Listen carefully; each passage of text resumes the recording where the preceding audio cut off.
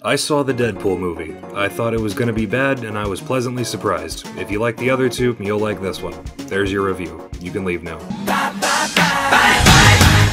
Whoa, post-credit scene that's more important than the actual feature film! I think just about everyone on planet Earth that is or was a fan of comics was tired of superhero movies somewhere around when Eternals came out, and then they just kept coming out. To the horror of the ever-shrinking audience, as well as the tortured VFX artist, cape-shit sequels are a shambling corpse that Disney will never allow to die. So pretty fitting for the third movie about the shambling, violent, crass, and ugly corpse of a superhero to actually rise above the schlock and say what everybody has been thinking for years. This multiverse shit sucks. It was a very promising new direction to take Marvel that just plain and simple didn't work out even once. But it did succeed in doing what Marvel and by extension Disney does best these days, shoving recognizable characters in your face and saying, look, there's Glup Shitto. I came into this movie with no expectations whatsoever, other than Disney shoehorning Deadpool and the X-Men into the MCU as a last-ditch effort to resuscitate this bloated mess of a cinematic universe. One final Glup Shitto. I'm very happy to tell you, with no spoilers, that is not what happened. This movie is jam-packed with everything that comics fans have wanted to see for years, and does it well. I think if a 12-year-old me saw this movie, he would have actually cried tears of joy, and that's probably the best metric by which I can judge this movie. All the violence, crass humor, and cinematic superhero meta-commentary that Deadpool does so well, thankfully never became annoying either. More than anything, this movie reminds me of that scene in Matrix 4 when Neil Patrick Harris tells Keanu Reeves that unfortunately, despite their protest, Warner Bros. Is making another Matrix sequel, whether they like it or not. Loudest wink wink nudge nudge possible.